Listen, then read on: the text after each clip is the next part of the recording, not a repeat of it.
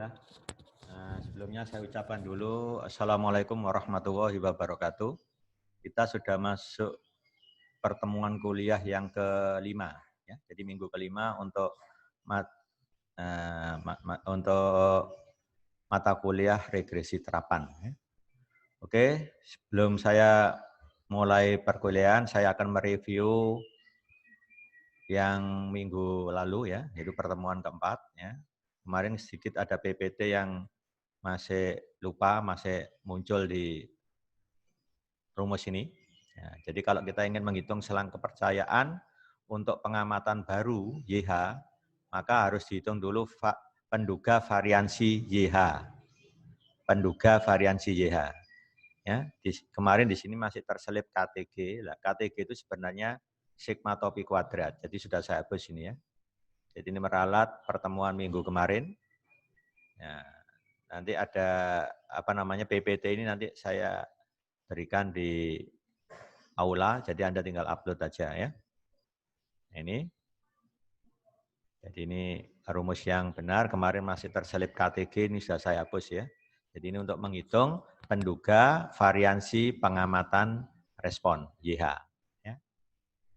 Nah, kita masuk, sekarang kita ke soal 2.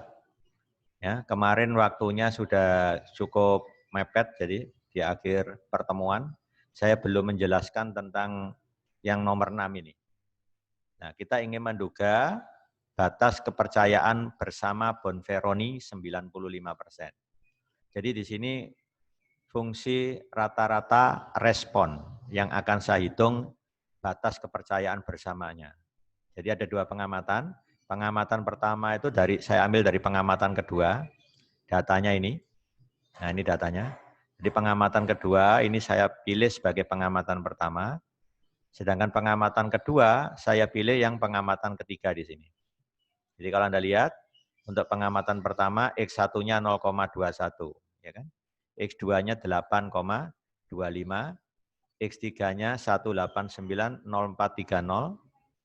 X4-nya 11980, X5-nya 943. Sedangkan untuk pengamatan yang kedua, saya pilih yang pengamatan ketiga di sini. Ya, andai kan saya milih. Anda boleh milih 3 pengamatan, 4 pengamatan, bebas. Ngacak pun juga enggak masalah. Yang penting ini ditulis dengan jelas dulu. Ya, oke. Di contoh ini saya pilih yang pengamatan kedua dan ketiga, saya namai dengan X1, X2. Berarti nanti saya menghitung selang kepercayaan untuk masing-masing. Ya, untuk masing-masing, yaitu yang pengamatannya pakai X1 dan pengamatannya pakai X2. Kalau saya tidak menggunakan whiteboard, jadi saya harus menyiapkan dulu hasilnya dulu. Hasilnya seperti ini. Maka langkah awal yang harus kita lakukan menghitung nilai T kritis yang kemarin saya sampaikan. Karena batas kepercayaan bersama Bonferroni 95%, berarti alpanya 5%. Ya, kan totalnya harus 100%. Nah, kalau Bonferroni itu kan menggunakan T alpha per 2G. G itu banyaknya respon yang akan dihitung selangnya.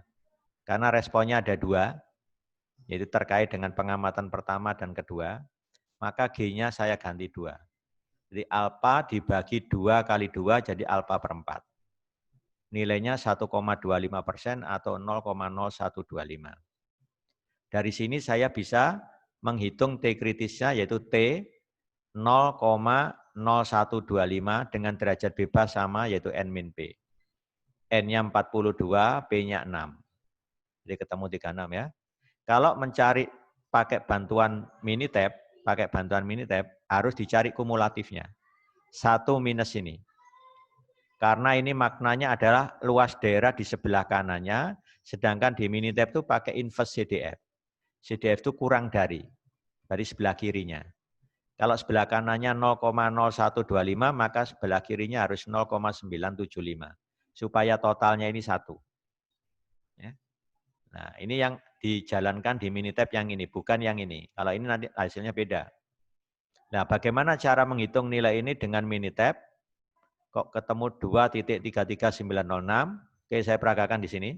Ya, saya peragakan di sini. Perintahnya adalah inverse CDF, masukkan peluangnya 0,9875. Nah, baru kita simpan hasilnya di K1, titik koma, saya enter. Itu kalau saya print K1, maka, maaf ini hasilnya kok invest CDM 0,9875, simpan K1, print K1, kok gak mau? Tidak valid comment. Bisa benar loh ya. Ada sesuatu yang aneh. Oh, maaf ini belum saya anu ya. Ini harusnya sudah benar titik koma ini. Coba printnya, oh, posisinya kok subcommon. Ini iya, ada kesalahan ya. Maaf, saya ulang lagi. Ini saya hapus saja. Ada kesalahan menulis subcommonnya ini harus saya akhiri dulu. GND. Nah, oke, kita mulai di sini ya. Oke, kita mulai di sini. Jadi inverse CDF 0,9875. Nah, saya simpan di K1, titik koma, enter. Nah, ini harus ketik T tadi, bukan print. Derajat bebasnya berapa? 36. Titik. Ya, baru kita enter. Nah, ini kalau saya print, K1, ini adalah titik kritisnya. 2,33906. Ini sudah ya, titik kritisnya. Sekarang langkah berikutnya kita ingin menghitung selang kepercayaan untuk yang pengamatan pertama dulu. Nah, caranya kita hitung simpangan baku YH topinya. Kalau kemarin kan variansi YH topi, akarnya hilang. Kalau saya ambil simpangan baku berarti harus diakar. Sigma topi kuadrat itu diperoleh dari KTG. X1 ini, data ini. Ya, dimensinya 1 kali 6. Inverse X transpose X bisa dikeluarkan dari Minitab kemarin. Ini yang versi 16 bisa mengeluarkan ini langsung. Baru X1-nya ditranspos. Itu kalau dihitung manual ketemu, ya, dihitung manual ketemu. Ya, kemarin di kuliah kan sudah saya contohkan itu cara-cara ngitung begini. Saya nggak akan ngulang lagi. Sekarang saya pakai instan saja, yang sudah tersedia langsung. Langsung bentuknya SYH topi 13,0571. Demikian juga feed-nya, langsung keluar. Kita pakai yang instan aja supaya cepat.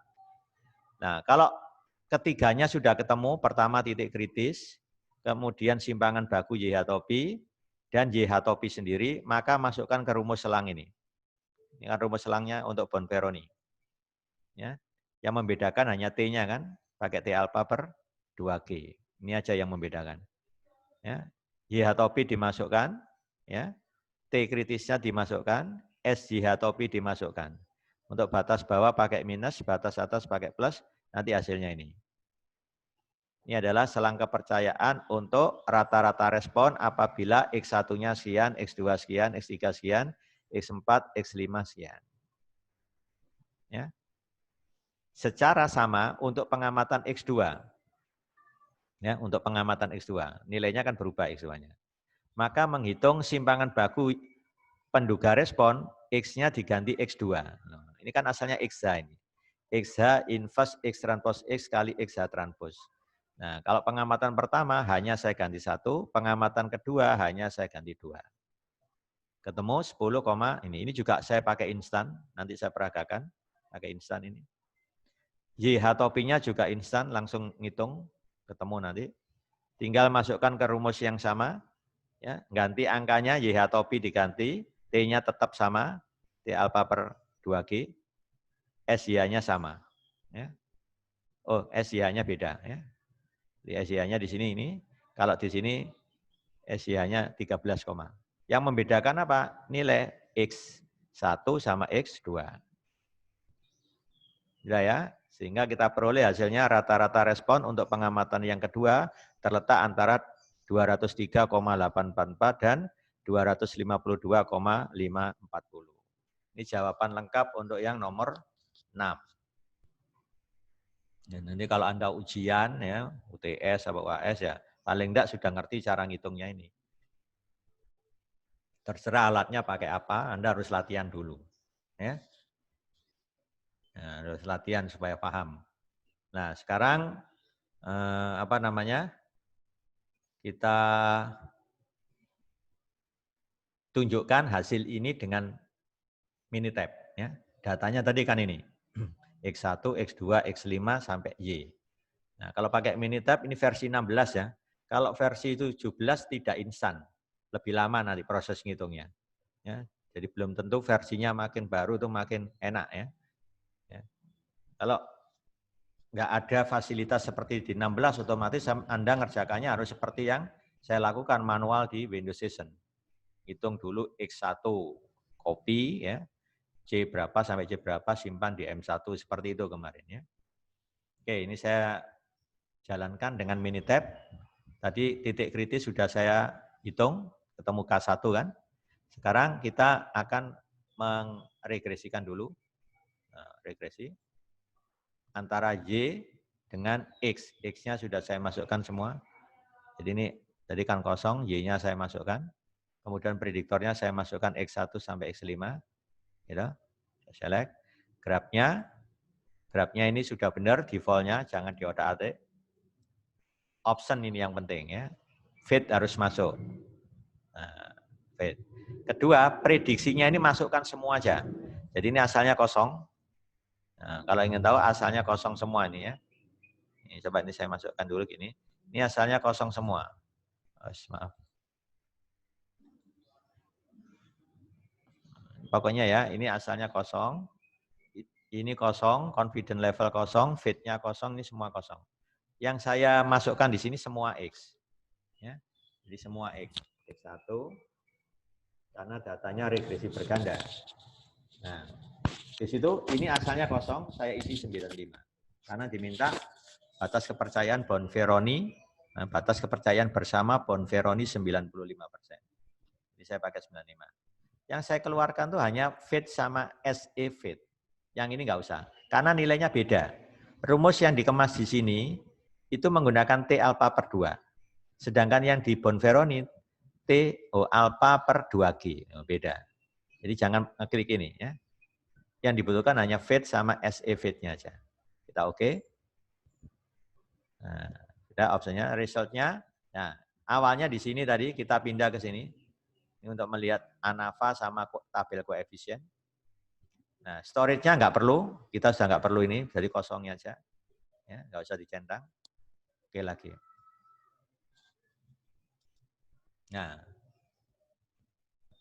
maka hasilnya muncul ya. Ini munculnya di sini nih, munculnya. Nah, ini ya.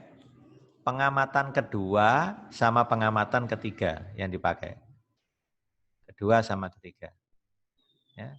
Sebenarnya muncul di sini harusnya, mungkin pindah ke sini. Coba saya cek ya. Nah, saya cek dulu. Oh ya, pindah ke sini nih. Kalau pakai ini lebih teliti. Kalau di sini sudah dipangkas. Ya. Ini kan pengamatan kedua, ini Y1 topinya. Pengamatan ketiga, ini adalah Y2 topinya. Nah, kalau pakai fit-nya, ini 3 desimal. Di sini dipangkas 2 desimal. Nah, kalau saya acuannya yang di sini. Ya. Ini tadi soalnya saya hapus, jadi makanya pindah ke sini, dia lompat. Jadi ada data di sini ya. Dia otomatis tempat ini. Ya. Jadi ini adalah Y1 topi. Ya. Ini simpangan baku Y1 topi. Nah, diperoleh dari ini. Jadi ini adalah YH topi di mana hanya satu, berhubungan dengan X1 tebal tadi. Ya. Nah, ini adalah Y1 topi, ini simpangan baku. Ini kalau saya baca P fit, prediksi fit. Nah, fit itu kan rata-rata, jadi prediksi fit. Kalau ini prediksi standar deviasi fit. Nah, disingkat PSDF1. Ya. Nah, kita perlu ini aja. Ini yang Y dugaan berdasarkan pengamatan kedua. Ya. Ini simpangan baku Y dugaan. Jadi berdasarkan pengamatan 2. Kalau ini berdasarkan pengamatan 3. Jadi yang saya perlukan hanya data ini. 1, 2, 3, 4. Nah, gitu ya. Semua tampil di sini. Ya. Itu baru kita masukkan ke sini. Ya, ke sini tadi. Ya, saya kira itu caranya. Nah, nanti untuk ngitung hasilnya, lah ini saya pakai Minitab biasa, kan gampang ini. Ya. Jadi 157.659. Ya, itu dari mana? Ya, kita bisa hitung di sini. Ya, hitung di sini. Ya, let. Harus pakai K2. Kenapa? Karena K1 tadi sudah ditempati. Ditempati apa? Titik kritis ini. Yang hasilnya 2.33906 ya. Harus K2. Batas bawahnya berarti pakai yang ini. Nah, maaf ini saya gerakkan ke kanan. Nah, pakai ini. 188.2. Nah, gitu ya. 188.2. Dikurangi T kritisnya tadi karena saya beri nama K1. Ya. Dikali, nah baru simpangan bakunya pakai ini, 13.0571. 13.0571. Oke. Saya enter. Nah, kemudian saya copy untuk batas atasnya. Nah, saya paste di sini, saya ganti K3 ini untuk batas atasnya. Dengan mengganti min-nya ini plus. Ya. Nah, gitu aja. Sekarang secara sama saya mau ngitung yang pengamatan kedua.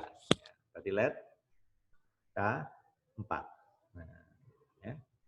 Berapa penduga responnya? 228.192. 228.192. Dikurangi K1 sama titik kritisnya, cuma simpangan bakunya beda. 10.4092. 10.4092. Ini ya. Saya enter, saya copy, saya paste lagi di sini. Nah, ini saya ganti K5 untuk batas atas, respon yang kedua tadi, min-nya saya ganti plus. Oke, saya print semua, K2, K3, K4, K5. Oke, nah ini jawabnya. Jadi untuk yang pengamatan pertama tadi, selangnya terletak antara 157.659 ini ya. Batas atasnya 218.741. Nah, untuk yang pengamatan kedua 203.844 ya, 252.540. Begitu? Oke, sekarang saya lanjut ke slide. Nah, ini ya. Nah, sekarang saya masuk ke apa namanya? Uji ya. Uji ketidaksesuaian model. Nah, oke, ini saya besarkan aja biar tampil lebih jelas ya. Jadi uji ketidaksesuaian model itu sebenarnya bisa dilakukan kalau ada pengamatan berulang. Jadi misalkan gini, saya ambil gambaran yang X-nya itu 1 aja. Misalkan X-nya 5, Y-nya diamati. Di pengamatan berikutnya, X-nya 7, Y-nya diamati. Pengamatan ketiga ada X yang nilainya 5 lagi, Y-nya diamati. Berarti kan, untuk X yang sama, ini kan berarti Y-nya bisa berbeda. Karena ini apa? Sifat acak tadi. Ya, sifat acak. Jadi yang acak Y-nya. Nah, ini yang dikenal dengan berulang. Kalau datanya semacam ini, maka bisa dilakukan uji ketidaksesuaian model. Kalau nggak ada ulangan untuk X, ya, maka tidak bisa dilakukan uji kesesuaian model. Bagaimana kalau X-nya ada 2? Ya sama. X1, X2, Y. Itu data pasangannya kan. Cek aja, X1-nya 5, X2-nya 10. Muncul lagi di pengamatan berikutnya, X1 5, Y-nya 10. Nah ini namanya berulang. Jadi melihatnya harus serempak, X1, X2. Ada ulangan enggak? Kalau enggak ada ulangan sama sekali, berarti tidak bisa dilakukan uji kesesuaian model. Nah gitu ya. Itu saja. Dari sini nanti muncul jumlah kuadrat Galat murni. Nah, munculnya karena ada ulangan X tadi. Nah, yang dihitung Galat murni itu bukan X-nya tapi Y-nya gitu ya. Y-nya di rata-rata. Untuk setiap ulangan, X yang sama, Y-nya di rata-rata. Ya. Begitulah prosesnya. Jadi hipotesisnya kalau ditulis seperti ini. Ekspektasi Y, I sama dengan beta 0 plus beta 1 X I1 sampai dengan beta P-1 X I P-1. Ya. Ini berarti kalau terima 0, modelnya sudah sesuai dengan data. Model ini sesuai data. Kalau tolak 0, modelnya belum sesuai dengan data. Itu maksudnya uji kesesuaian model atau uji ketidakpasan model. Ya. Nah, itu ya. Jadi intinya seperti itu. Nah, nanti cara ngujinya pakai apa? Sama, pakai tabel ANOVA, cuma dilengkapi dengan galat murni dan uji ketidakpasan model. Ada jumlah kuadrat galat murni, ada jumlah kuadrat ketidakpasan model. Itu aja tambahnya. Jadi nanti JKG-nya di ANAVA itu terpecah jadi 2 komponen tadi. Ya, itu ringkasnya seperti itu. Ya.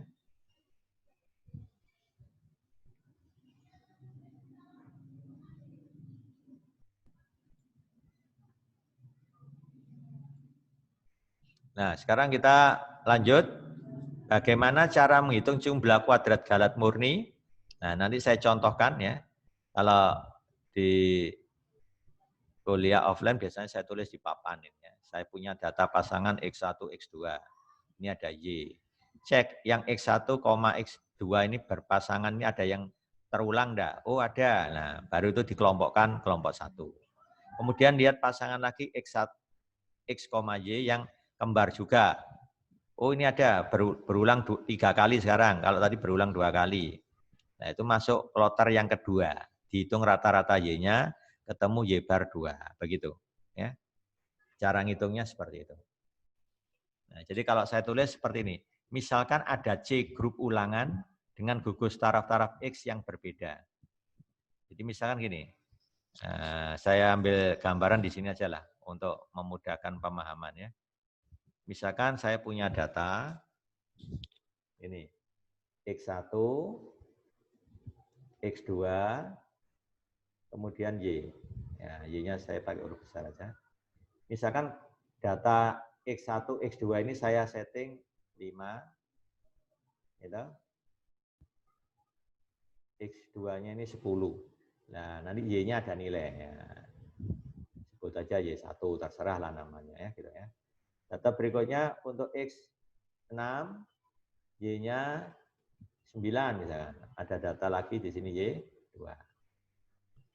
Nah, pengamatan ketiga ada data lagi 5, X2-nya 10. Loh, muncul lagi, berulang kan? Nah, nilainya Y3. Ya, begitu. Pengamatan berikutnya muncul lagi 5, Y-nya 10, muncul Y4. Begitu. Strukturnya kurang lebih kayak gini. Ini terjadi pengulangan. Ini berarti pasangan X yang berbeda itu cuma ada 2.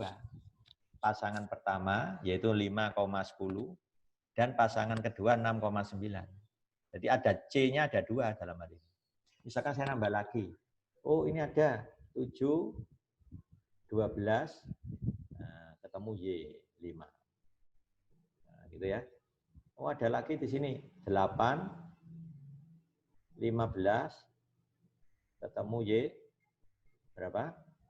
Nah, oh, ada lagi data. Nah, apa itu? 6, 9, Y7. Nah, misalkan datanya seperti ini. Maka pasangan X yang benar-benar berbeda ada berapa? Ada berapa? Banyak kelompok pasangan X yang berbeda. Nah, kita bisa lihat 5 pasangan 10 muncul 3 kali. Nah, nanti di rata-rata dapat Y bar 1. Jadi Y bar 1 itu Y1 ditambah Y3 ditambah Y4 dibagi 3. Itu namanya Y bar 1. Itu cara ngitung JKGM. Jumlah kuadrat galat murni gitu ya. Jadi nanti tinggal Y1 kurangi rata-ratanya. Ini tadi Y1, Y3, Y4 yang berulang tadi. Nah, masih ada lagi yang kembar, ada 6 pasangan 9 loh, muncul 2 kali. Ya kan? Itu cara ngitung JKGM begitu.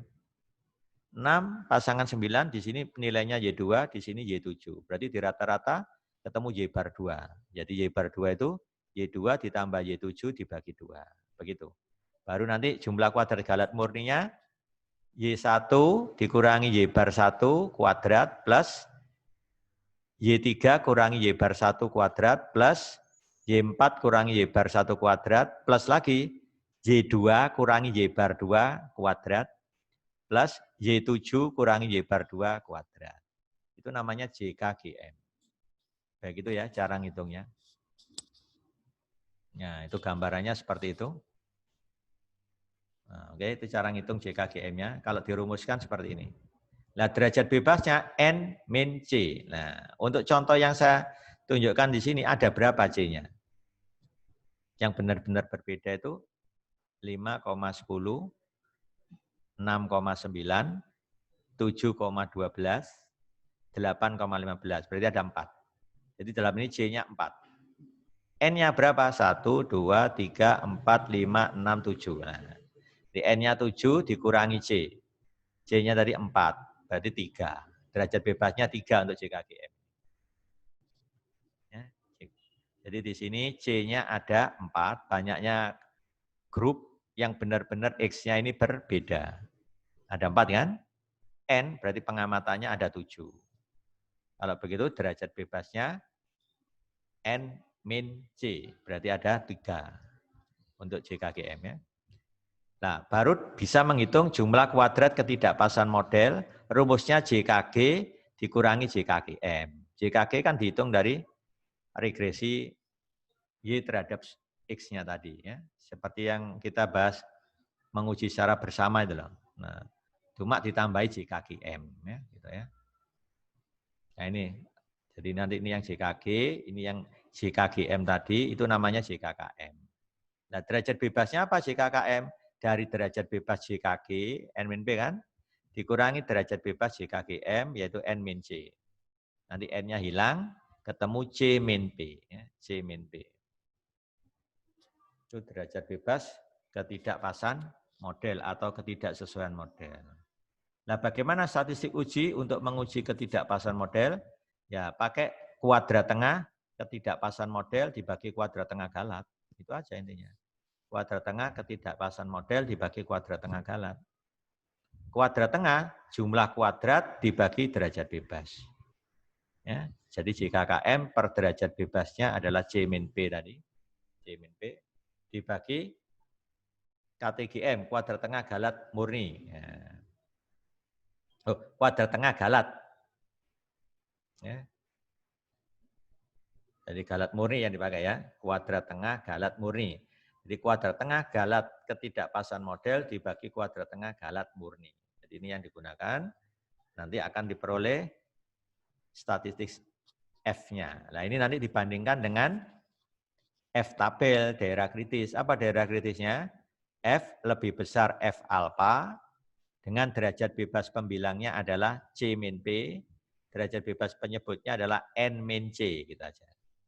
Sesuai dengan nama jumlah kuadratnya. Jumlah kuadrat ketidakpasan model ya, per derajat bebas dibanding jumlah kuadrat galat murni per derajat bebas. Ya, jadi seperti ini nanti daerah kritisnya. H0 ditolak jika F lebih besar F alfa. Ya, F alfa ini sebenarnya ya versi penulisan. Kalau tabel F-nya di sini itu yang di apa namanya yang diarsir sebelah kanan. Makanya dia pakai gini. Ya. Kalau nanti tabel F Anda itu yang diarsir sebelah kiri, kumulatifnya kurang dari kan, maka yang dipakai F alfa. Ya, F alfa. Bedanya itu. Kalau ini pakai F1 min alfa, karena distribusi F-nya yang diarsir itu sebelah apa kanan. Ya, jadi pakai 1 min alfa. Nah itu bedanya. Yang kita menggunakan F lebih besar F alfa, derajat bebas pembilang C min P, penyebutnya N min C. Nah, gitu ya. Kalau lawannya ya terima 0, saya kira komplemennya aja ya. Sekarang contohnya, seorang peneliti mempelajari pengaruh laju pengisian gitu, dan suhu terhadap umur baterai jenis baru. Suatu percobaan dilakukan dengan mengendalikan laju pengisian, yaitu X1. Jadi X1 itu laju pengisian. Ya, di setting pada taraf 0,6 ampere, 1 ampere, dan 1,4 ampere. Jadi kenaikannya sama, yaitu 0,4. Ya. stepnya 0,4. Dan suhu ambien dikontrol pada 3 taraf, yaitu 10 derajat Celcius, 20 derajat, 30 derajat. Ini juga kenaikannya sama, yaitu 10 derajat. Ini namanya X2. Faktor lain yang mempengaruhi terlepasnya tenaga listrik yang dikandung baterai dipertahankan. Jadi dibuat tetap, dikontrol gitu ya. Ini kalau di lab bisa dilakukan ini. Ya, pada nilai tetap tertentu. Umur baterai diukur, ya, sampai berapa kali baterai itu harus diisi kembali. Ya, maksudnya sampai dia dinyatakan rusak. Itu namanya umur baterai. Ya. Data yang diperoleh sebagai berikut. Nah, ini datanya. Ya, ini datanya. Ini laju pengisian, suhu. Baru ini nilai siklus waktunya. Ini sebenarnya tambahan. Kita menggunakan data ini bisa, pakai data ini bisa. Ini data yang sudah dikode. Tujuannya untuk melihat supaya yang ulangannya itu nampak jelas, gitu aja. Kalau dibuat gini mungkin agak susah melihat ulangan. Mana yang benar-benar ulang. Kalau ini kan lebih gampang. Karena nanti skornya X1 berubah jadi set 1, yaitu ya min 1, 0, 1. Min 1, 0, 1. Ya kan? Skornya X2 berubah jadi set 2, skornya min 1, 0, 1 juga. Cara mentransformasi ini, rumusnya saya pakai ini. Nah, pakai ini. Kan tadi kenaikannya untuk X1 0,4. Makanya dibagi 0,4. Ya. Sedangkan untuk X2 kenaikannya 10, makanya dibagi 10. Seperti di center atau di standarisasi. Gitu ya.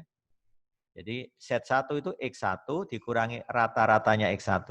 Jadi ini kalau saya rata-rata ketemu 1 kan. Ya, dibagi dengan stepnya tadi atau kenaikannya 0,4. Nanti jadi urut gini, min 1, 0, 1. Gitu, ya. Secara sama untuk yang X2 ditransformasi jadi set 2. Ya, jadi dikurangi rata-ratanya yaitu 20. Jadi X2 min 20 dibagi 10. Nanti akan berubah set 2-nya min 1, 0, 1. Tinggal cek, min 1, min 1 muncul sekali, enggak ada lagi. Ya. 0, min 1 hanya muncul sekali, enggak ada lagi. Ya kan? 1, min 1 muncul sekali juga, enggak ada. Nah, ternyata yang muncul 3 kali itu 0,0. Sudah, jadi garat murninya itu dihitung di pasangan X yang berulangin aja. Jadi Y-nya kita amati 157, 131, 184. Ini saya rata-rata, dijumlah dibagi 3. Jadi ketemu Y bar 1 aja. Y bar 1. Jadi nanti JKGM-nya 157 dikurangi rata-ratanya ini kuadrat plus 131 kurangi rata-ratanya tadi kuadrat plus 184 kurangi rata-ratanya kuadrat. Begitu cara ngitungnya. Nah, ini kan nggak berulang. Jadi di rata-rata pun tetap apa? 0. Ini kurangi 150 kan 0, makanya hilang.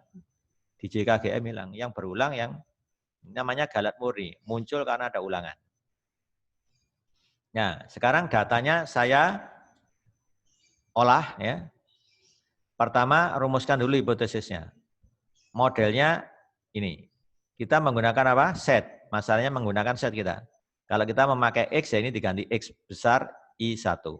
X besar I2. Karena saya menggunakan set, nah, ya kan, transformasinya saya bawa ke set, maka nulisnya jadi begini. Nah, jadi Y-nya berisi respon tadi, ya, sebanyak berapa pengamatan ini? 11 pengamatan, nah, ya kan? Datanya nggak banyak, jadi mudah dilihat. X matrik rancangannya, kolom pertama 1, karena ini tempatnya intercept beta 0. Kolom kedua, ini isinya set 1. Nah, set 1. Jadi ini. Kolom ketiganya set 2. Nah, sehingga diperoleh matrik rancangan X-nya ini. J itu matrik satuan, semua elemennya 1. Ukurannya itu sama dengan N kali N. Ya, jadi ini ada N baris, ada N kolom. Kalau N-nya 11, jadi ukurannya 11 kali 11. Ya, begitu. Ya, 11 kali 11. Ini namanya matriks satuan, saya beri lambang huruf besar J.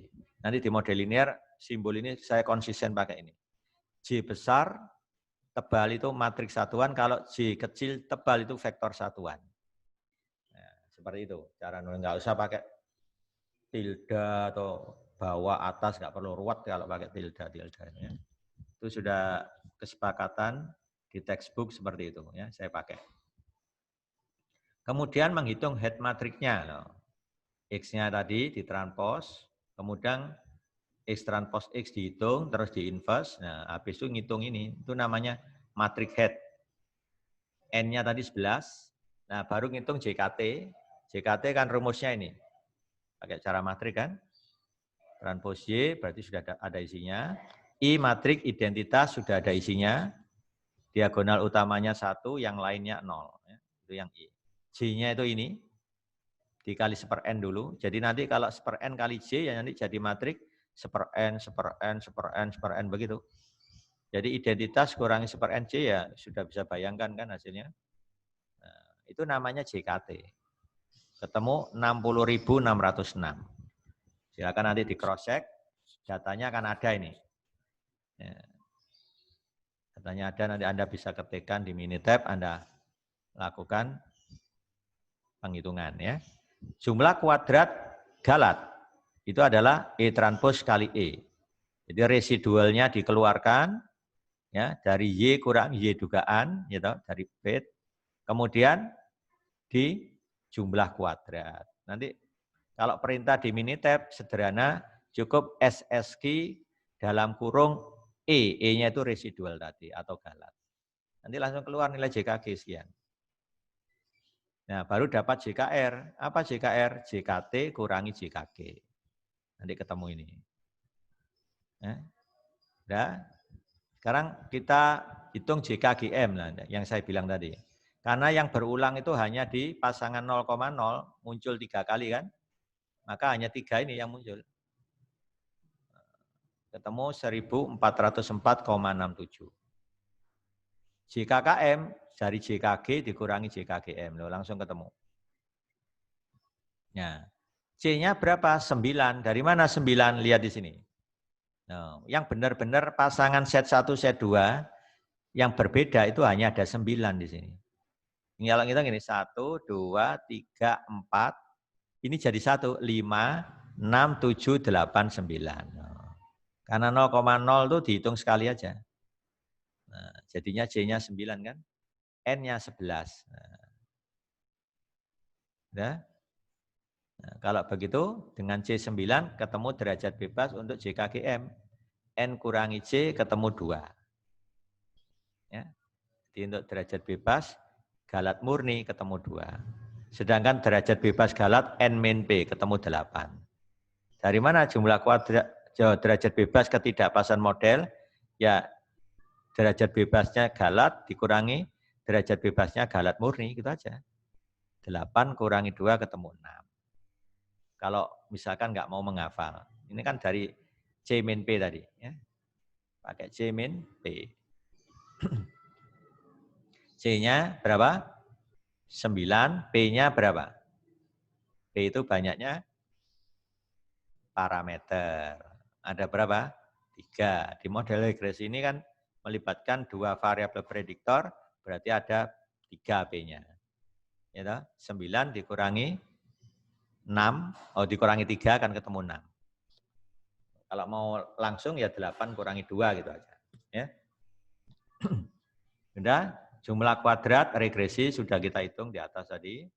Jumlah kuadrat Galat juga sudah dihitung. Jumlah kuadrat Galat murni patokannya. Ini dihitung dulu baru dapat ini. Jadi ini itu diperoleh dari ini dikurangi itu. Jumlah kuadrat Galat kurangi jumlah kuadrat Galat murni. Ketemu jumlah kuadrat ketidakpasan model. Baru dapat kuadrat tengah. Jumlah kuadrat bagi derajat bebasnya. Ketemu ini ya. Kuadrat tengah Galat murni. Kuadrat tengah Galat murni berarti ini dibagi 2. Baru dapat F. Dari mana? 1,494. Dari sini dibagi itu. Ini dibagi itu. Gitu ya. Ketemu 1,494. Oke. Paham ya? Nah, ini nanti diputuskan. Ini namanya F hitung. Kita nggak melihat ini. Kalau ini menggunakan apa? Uji serempak, pengaruh X1 dan X2 terhadap Y secara bersama. Ya. Kalau ini untuk ketidakpasan model, pakai yang ini aja. Jadi daerah kritisnya H0 ditolak jika F lebih besar F alfa, derajat bebas pembilangnya 6, penyebutnya 2. Karena nilai ini diperoleh dari perbandingan ini dengan itu. Sesuai dengan derajat bebasnya 6,2. Ya. Nah, sekarang kita dapatkan hasil penghitungannya F. Nah, ini kan, ini namanya kuadrat tengah ketidakpasan model. Ya, nilainya tidak lain ini. Ya, kuadrat tengah galat murni, nilainya adalah ini. Ya, ini kalau dihitung ketemu 1,494. Titik kritisnya ini F alfa, derajat bebas pembilangnya 6, penyebut 2. Ini kalau baca di tabel ketemu sekian. Ya kan? Dia Anda lihat F alfa, alfanya pilih yang 5%. 6,2 nanti ketemu ini. Keputusannya apa? H0 diterima karena apa? Nilai F-nya ini kurang dari titik kritis. Ya. Padahal daerah kritisnya tadi F lebih besar ini kan, itu daerah kritisnya atau daerah tolak A0. Karena F kita ini di luar daerah kritis berarti masuk daerah terang, berarti terima H0. Kalau begitu modelnya sesuai. Model regresi berganda sesuai dengan data. Ya itu ya. Nah, ini kalau apa namanya kita cross check dengan bantuan apa? Minitab juga bisa. Coba ini datanya kebetulan sudah saya input di sini. Nah, ya. X1, X2, Y. Sebenarnya datanya kan ini. Nah, kita nambahkan set di sini. Saya beri nama aja set 1, nggak perlu indeks I, nggak apa-apa. Nah, set 2 gitu ya. Nah, set 1, set 2. Ya, saya hitung di sini LED. Set 1. Nah, ya kan? Apa set 1? Data X1 yaitu C11. C11 dikurangi rata-ratanya 1 ya tadi ya. Rata-ratanya ini kan 1. Nah, dibagi stepnya 0,4. 0,4. Nah, keluar jadi min 1, 0,1. Ya. Sekarang yang set 2. Apa set 2 tadi? Datanya pakai X2. X2 berarti C12. Dikurangi rata-ratanya tadi ketemu 20 ya. Rata-ratanya X2 ini 20 ya. Dibagi stepnya kalau nggak salah 10 stepnya. Ya kan? Habis 10, 20, 30. Ya kan? Kita enter. Yang dipakai ini. Y-nya ini. Setnya pakai ini. Ya. Kita regresikan. Start. Regresi. Nah, gitu ya. Antara apa? Y. Y-nya pakai yang YI. Ya. Bukan Y yang ini. Bukan ya. Y. Prediktornya pakai set 1 dan set 2. Nah, jangan lupa graf dilihat dulu. Oke, ya benar. Optionnya fit. Nah, ini harus dicentang. Tanpa bobot ya, ini dicentang. Lack of fit, pure error. Nah, ini nggak perlu, nggak apa-apa, karena kita nggak minta ini. Ini dihapus saja. Kita oke. Nah, sekarang result. Nah, pakai ini yang lengkap dengan ANAPA sesuai di teori yang saya terangkan. Nah, storage nggak perlu, kita nggak perlu isi. Oke ya. Nah, ini adalah nilai F-nya tadi. 1,49. Dibulatkan 2 desimal. Kalau saya ngitung 1,494. Ini lebih teliti karena saya menggunakan hitungan sesuai teori yang ada. Jadi lebih teliti. Bedanya itu aja. Jadi seperti ngitung ini. Nah, ngitung ini langsung ya. Temu. JKG-nya, loh ini sampai 7.700,333. Kalau di Minitab dibulatkan cuma 7.700. Nah, 7.700. Ini kan? Nah, sebenarnya masih ada desimal, cuma dia pangkas, diambil bulatnya aja. Ya, kalau ngitungannya manual lewat Windows Session itu lebih detail gitu ya, lebih detail. Nah, ini lebih teliti lagi ya. Ini tabel F-nya. Ya, saya kira itu untuk uji ketidaksesuaian model ya. Ya, perhatikan caranya seperti itu aja, tinggal diklik pure error-nya tadi diklik, nanti akan muncul tabel ANAVA dilengkapi dengan lack of it. Lack of it itu ketidakpasan model, pure error itu adalah galat murni. Galat murni ya. Ya, saya kira seperti itu. Oke, saya kembali ke nih sekarang jumlah kuadrat ekstra. Nah, jumlah kuadrat ekstra. Apa gunanya jumlah kuadrat ekstra itu? Ini untuk mengukur jumlah kuadrat galat akibat dimasukkannya satu atau lebih variabel prediktor gitu, ke dalam model regresi. Jika di dalam model itu sudah ada variabel lain, yaitu namanya variabel prediktor lain. Ya, perubahan dari JKG-nya ini seberapa besar persentase perubahannya. Itu namanya jumlah kuadrat ekstra. Ya. Jadi kalau saya menambahkan variabel prediktor baru, yang di dalamnya sudah ada variabel prediktor lain, seberapa besar perubahan JKG-nya. Nah itu diukur dengan jumlah kuadrat ekstra. Ya. Penjelasan kedua, jumlah kuadrat ekstra juga dapat dipandang sebagai alat mengukur kenaikan jumlah kuadrat regresi. Nah, selain menghitung JKG, juga bisa menghitung JKR. Akibat dimasukkannya satu atau lebih variabel prediktor ke dalam model.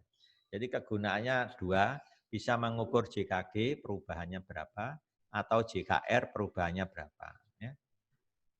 Contoh dua, saya menggunakan tabel 2.3. Yaitu data lemak tubuh. Ya, jadi banyaknya lemak tubuh Y, ini responnya, dengan beberapa variabel prediktor yang didasarkan pada sampel 20 perempuan yang dinyatakan sehat, usianya 25 sampai 34 tahun. Variabel-variabel prediktor yang mungkin adalah ketebalan lipatan kulit tricep X1, lingkar paha X2, lingkar lengan X3. Jadi prediktornya. Datanya sudah diperoleh seperti ini. Ya. Jadi datanya ini bisa Anda upload di Aula ya, tinggal Anda ketik, masukkan di Minitab. Jangan lupa, Minitab itu ada dua versi. Kalau Anda masukkan koma gini, maka dia dibaca teks. Kalau punya saya dibaca teks. Maka Anda harus ganti dulu koma dengan titik. Ya, gitu ya. Dengan titik. Baru diinput ke Minitab. Di Minitab. Ya. Nah, ada Minitab yang pakai koma, dianggap numerik, titik dianggap teks. Nah, itu tergantung waktu nginstallnya ya. Kalau saya pakai titik nanti, ini saya copy, saya ganti titik, kemudian saya paste di Minitab, gitu ya. Oke, ini datanya ada 20 pengamatan ya. Nah, saya regresikan masing-masing sudah, kalau sudah saya input datanya. Pertama, coba saya regresikan Y terhadap X1 saja. Hasilnya ternyata seperti ini. Ini sudah diringkas. Tabel ANAVA-nya begini. Ya, koefisiennya ketemu beta 1 topi, ini. Simpangan baku beta 1 topi ini. Nilai T-nya ini. Ya. Ini sangat signifikan ini. X1-nya karena T-nya besar. Pokoknya cirinya kalau lebih dari 2,5 itu sudah umumnya sudah signifikan kalau T. Ya. Nah, ini signifikan. Ya. Nah, jumlah kuadrat yang hanya melibatkan X1 itu nulisnya gini, JK G, jumlah kuadrat galat ya, yang melibatkan X1 itu JKG dalam kurung X1. Itu jumlah kuadrat galat yang melibatkan regresi Y terhadap X1. Disingkat JKG dalam kurung X1. Berapa nilainya? 142,32. Ini saya ubah ke teks Indonesia jadi dikasih koma. Asalnya titik ya. Nah, JKR berarti jumlah kuadrat regresi yang melibatkan regresi Y terhadap X1 berarti nulisnya JKR dalam kurung X1. Berapa besarnya? 353,07. Begitu ya. Yang kita perlukan jumlah kuadrat ini. Sekarang regresi Y terhadap X2. JKG X2 ketemu 113,42. JKR X2 381,97. Nah, berikutnya regresikan Y terhadap X1 dan X2. Ini sudah masuk berganda kan. Ketemu JKG X1, X2 109,86. JKG X JKR X1, X2 385,53 gitu ya. Ini nilainya beta 1 topi, beta 2 topi, ini simbangan bakunya. Yang melibatkan 3 variabel prediktor, ini sudah lengkap. JKG-nya menjadi JKG full. Biasanya saya tulis JKG F, F itu full. Itu sama dengan JKG X1, X2, X3. Nah, ketemu 96,09. Sedangkan JKR full ketemu 399,3. JKR full itu ya JKR X1, X2, X3 gitu ya, dalam kurung ya. Udah? Nah, ini kita perlukan sehingga kita dapat hasil ini. JKR tadi. Apa gunanya ini? Untuk menyusun jumlah kuadrat ekstra. Ternyata setelah kita list ya, ini kan hasil otak-atik orang ini ya, otak-atik. Kita sudah dapat ini dari regresi Y terhadap X1, regresi Y terhadap X2 dan seterusnya begitu ya. Regresi Y terhadap X1 dan X2 nanti dapat ini ya. Sampai yang full ya. Dapat semua. Nah, dari data ini ternyata kita bisa mendefinisikan jumlah kuadrat ekstra. Nih. Jumlah kuadrat regresi X2, ini variabel ekstranya X2, dimasukkan dalam model apabila di dalam model sudah ada X1. Ini namanya variabel ekstranya X2. Ternyata nilai ini itu didefinisikan JKG X1, lihat ya, hubungan JKR dengan JKG ada kan? Ya, JKR ekstra, X2, syarat X1, itu sama dengan JKG X1 dikurangi JKG semua, X1, X2. Itu kalau JKR ekstra dihitung dari JKG. Tinggal cek JKG X1 tadi ini, JKG X1, X2 itu. Berarti JKR X2 syarat X1. Nih. Cara kedua, setara itu ekuivalen ya. Cara kedua boleh pakai JKR. Nah, kalau pakai JKR, sama dengan JKR-nya X1, X2, dikurangi JKR-nya X1. Tinggal Anda milih mana yang lebih gampang dihitung. Oh, saya pakai yang bawah aja, silakan. Kalau yang bawah ini, JKR X1 dan X2, kurangi JKR-nya X1. Artinya dibuang JKR X1. Ini berarti JKR hubungannya dengan JKR, kalau ini JKR hubungannya dengan JKG. Ya. Berarti kan hubungannya dengan JKG. Jadi yang dipakai syaratnya dulu JKG X1 dikurangi JKG-nya X1 dan X2. Hasilnya sama persis ternyata. Nah, kita definisikan sekarang lengkap. Hubungan JKR dengan JKG, berarti JKG X2 dikurangi JKG X1 dan X2. Ekuivalen dengan hubungan JKR dengan JKR. Gitu ya. Begitu, seterusnya kita dapat definisi ini. Nah, dikembangkan. Kalau X2 sebagai variabel ekstranya, ya, berarti JKR X2 syarat X1. Kalau menggunakan JKG, JKG X1 kurangi JKG X1 dan X2. Setara dengan ini ya, JKR X1, X2 dikurangi JKR-nya X1. Gitu. Kalau diperluas untuk 3 variabel prediktor, loh, bahkan bisa diperluas 3 variabel prediktor. Dengan X3 variabel ekstra. Berarti nulisnya apa? JKR X3 syarat X1 dan X2. Ya. Kalau pakai JKG, berarti JKG-nya X1, X2 dikurangi JKG full. Nah, kan melibatkan semua. Kalau variabel prediktornya tadi kan lemak tubuh kan ada 3. Jadi ini namanya JKG F. full ini ya. Setara dengan kalau pakai hubungan JKR dengan JKR. JKR X1, X2, X3 kurangi JKR-nya X1, X2. Sama. Sekarang variabel ekstranya 2. Sekali masuk 2 variabel. Yang di dalamnya sudah ada X1. Nah, maka rumusnya jadi JKG X1 min JKG X1, X2, X3. Atau JKR X1, X2, X3 kurangi JKR X1. Ya, ini definisi sehingga kita bisa nantinya menyusun tabel jumlah kuadrat ekstra.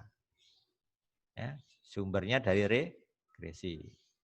Ini JKR full sudah kehitung kan tadi. Nah, JKR X1 dari hasil regresi Y terhadap X1 ketemu. Nah, dapat ngitung ini. Dari mana ini? JKR X1, X2 ya kan? Dikurangi JKR X1, JKR X1 nanti ketemu sekian. Kalau ini JKR X1, X2, X3 dikurangi JKR X1, X2. Nanti ketemu ini. Ternyata apa? Ini kalau saya jumlah semua sama dengan JKR full. Ini tambah itu loh. Berarti saya dapat rumus JKR full itu sama dengan JKR X1. Berarti seolah gini. Masih ingat peluang bersyarat? Jadi seolah-olah ini kalau saya baca ya, peluang X1 dan X2 dan X3. Yang masuk duluan siapa? X1, berarti peluang X1. Kali peluang X2 syarat X1. Baru kali peluang X3 syarat X1 dan X2. Nah, mungkin cara ngafalnya seperti itu, tapi jangan diterapkan di sini, nggak boleh ya. Itu hanya cara saja.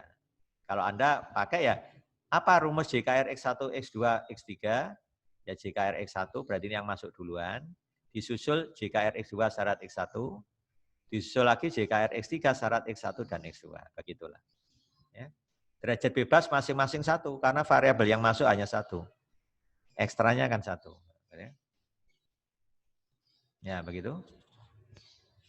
Nah kalau begitu kuadrat tengah akan sama dengan jumlah kuadratnya karena derajat bebasnya satu.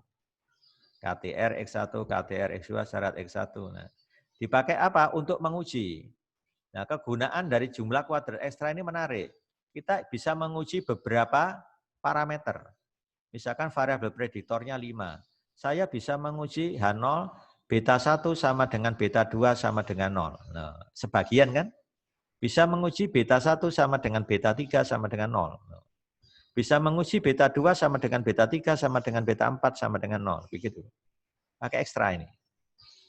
Nah, sayangnya di software-software statistik belum ada yang membuat program itu. Jadi kita harus tahu teori dulu, baru ngitungnya pakai bantuan Windows Session.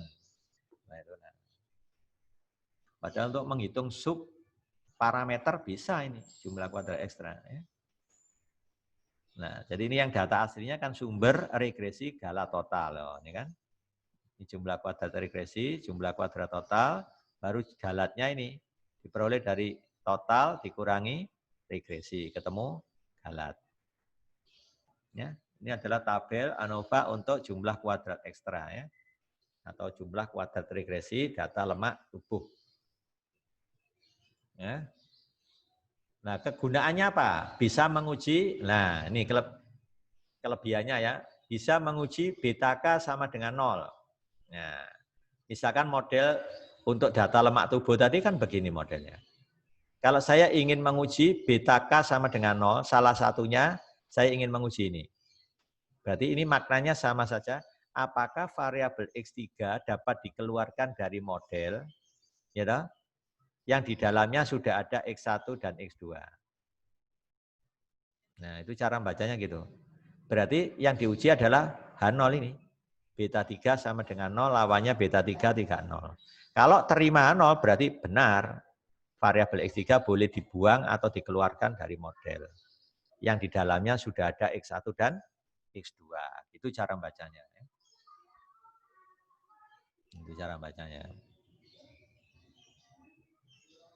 Nah, berarti apa? Harus dihitung JKG full dulu. Nah, JKG full dihitung. Atau JKG X1, X2, X3. Derajat bebasnya apa kalau full? Ya N min P. N-nya tadi berapa?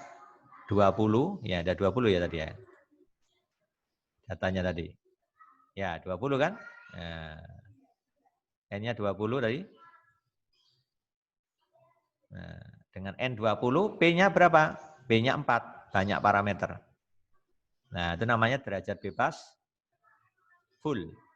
Ya, derajat bebas untuk jumlah kuadrat galat. Untuk galat ya, derajat bebas galat itu adalah N min P. Derajat bebas full ya, N min P. P-nya 4. Nah, bagaimana model tereduksinya? Model tereduksi itu dengan asumsi menganggap H0-nya benar. Maka akan tereduksi kan? Yang awalnya lengkap begini. Kalau ini 0, karena apa? Karena H0-nya dianggap benar. Ini 0, maka tereduksi menjadi YI sama dengan beta 0 plus beta 1 XI1 plus beta 2 XI2 plus error. Jadi namanya model tereduksi. Lambangnya JKGR. Dari model tereduksi ini dihitung JKGR-nya atau JKG X1, X2. Ya kan? Derajat bebasnya berkurang. N min P, cuma P-nya di sini berkurang tinggal 3. Nah, ya kan? P-nya tinggal 3. Ya, bukan 4 lagi. Nah, ini DBR, derajat bebas istilahnya tereduksi. Ya, R itu dari kata reduksi, ya, tereduksi, susut. Ya. Ya, begitu. Nah, apa statistiknya? Ini, ingat betul ini yang saya tandai pertama ini. Ya, selalu dibandingkan terhadap apa? Full atau KTG. Kuadrat tengah, galat, full. Ya. Ini yang penting. Rumus yang dipakai itu ternyata intinya pakai jumlah kuadrat galat. Min jumlah kuadrat galat. Apa yang pertama? Reduksi kurangi full. Jadi derajat bebas ngikut ini. Derajat bebasnya reduksi kurangi derajat bebas full per KTG. Nah, KTG atau sigma topi kuadrat itu loh. Atau MSE. Itu aja sudah. Ini MSE. Sudah. Kalau Anda sudah tahu ini, nggak usah mikir ini pun nggak masalah. Kenapa ini penting? Karena ini langsung kelihatan derajat bebas pembilang dan derajat bebas penyebut. Kalau sudah direduksi begini, nggak kelihatan. Cuma saya bisa nandai derajat bebas pembilang pasti 1. Kenapa? Lihat di sini. Hanya 1 variabel ekstra. Ya kan? Nah ini KTG kan, pasti derajat bebasnya N min P ini. Jadi 1, N min P. Jadi nanti daerah kritisnya apa? H0 ditolak jika F lebih besar, F alpha, derajat bebas pembilang 1, penyebutnya N min P, P-nya 4. Nah, P-nya 4. Itu. Sudah. Baru kita simpulkan nanti, boleh nggak dibuang variabel X3 dari model yang di dalamnya sudah ada X1 dan X2. Kalau terima 0 berarti boleh. Kalau tolak H0 tidak boleh. Ya, itu aja menyimpulkannya. Ya. Lihat ini prosesnya. Ini dibagi KTG. Ya. Oke, KTG ya. KTG kan sudah umum, kita tahu ini. Sekarang JKG reduksi, berarti hanya melibatkan X apa? X1 dan X2. Jadi ini sebenarnya sama dengan saja JKG X1, X2, ya kan? Dikurangi JKG full. Ini sebenarnya nama lain dari ekstra. JKR X3 syarat X1, X2. Ini kalau dinyatakan dalam bentuk JKG, kan JKG X1, X2, ya kan? Tidak lain ini.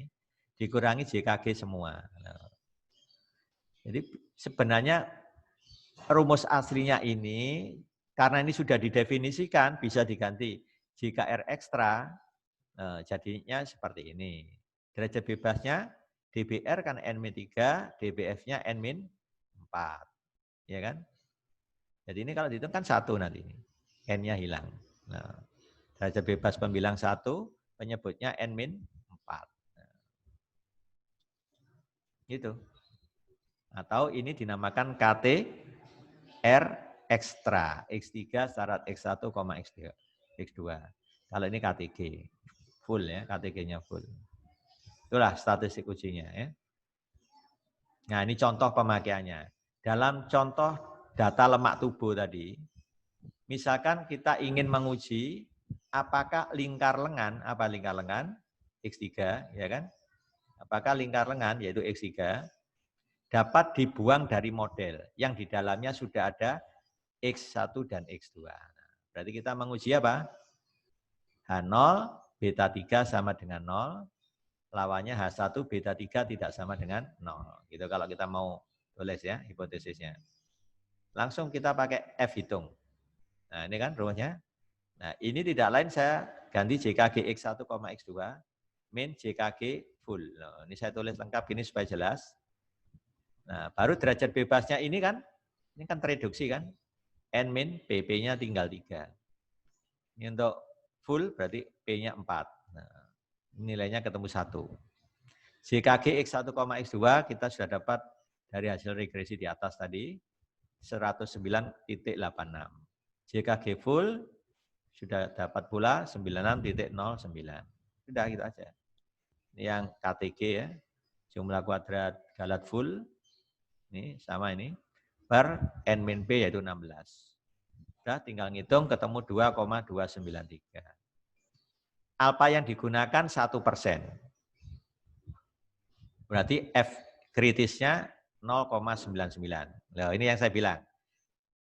Daerah kritis itu yang dimaksud adalah F lebih besar F alpha. Apa artinya? Luas daerah di sebelah kanan F alpha seluas alpha di bawah kurva distribusi F. Sedangkan ngitungnya pakai kumulatif kurang dari inverse CDF. Loh, makanya dikomplement. 0,01 komplemennya 0,99. Jadi luas kiri 0,99, luas kanannya 0,01 kan gitu. Ini nanti yang dijalankan pakai Minitab, hasilnya ketemu 8,53. Ya, coba kita jalankan pakai Minitab. Inverse CDF 0,99 ya. Taruh aja K1. Distribusinya pakai F. Ya, derajat bebas pembilang 1. Penyebutnya berapa? 16. Titik ya. Nah, kita print apa? K1. Nah, 8,53097. Ya, 8,53097 ini saya ambil 8,53. Ya.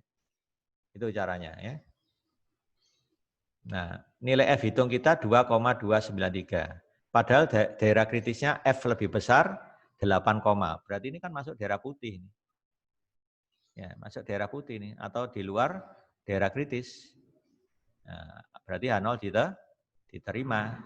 Berarti apa? X3 dapat dibuang dari model yang di dalamnya ada X1 dan X2. Itu aja. Cara lain menggunakan uji T lah. Coba lihat uji T. Yang kita kenal di regresi terapan. Yang di awal tadi. Di awal ya.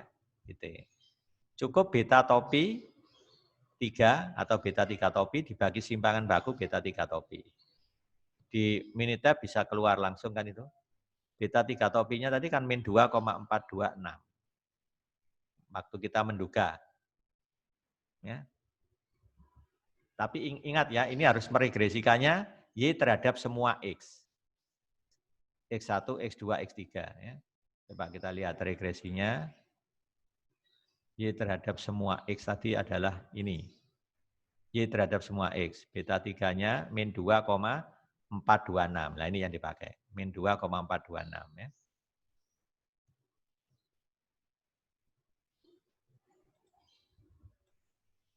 Nah, itu min 2,426 dibagi simpangan bakunya, lihat di outputnya tadi, sebelah kanannya itu kan simpangan bakunya itu. Bagi ketemu min 1, ternyata kalau ini saya kuadratkan, nilainya persis sama dengan itu. Nah, ini yang menarik.